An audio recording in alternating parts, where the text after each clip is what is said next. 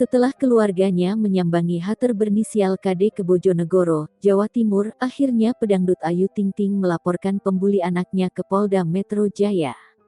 Ayu Ting Ting mengatakan dirinya melaporkan KD, pembuli putrinya ke Polda Metro Jaya, Jumat tanggal 20 Agustus tahun 2021 pagi. Kedatangannya ke Polda Metro Jaya didampingi tim kuasa hukumnya, Minola Sebayang. Kabar melaporkan KD ke Polda Metro Jaya dibenarkan Ayu Ting Ting. Ia menyebut sudah membuat laporan kepolisian yang ia tujukan kepada KD. Wanita 29 tahun itu menegaskan, langkahnya membawa pelaku buli KD ke ranah hukum, karena kesabarannya sudah habis. Minola Sebayang yang ditemui di waktu yang sama membenarkan kliennya sudah membuat laporan kepolisian dengan terlapor KD.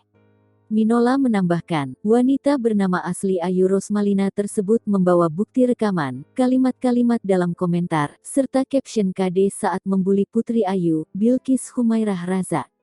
Minola Sebayang memastikan, Ayu Ting Ting dan keluarga akan menunggu proses selanjutnya dari aparat kepolisian.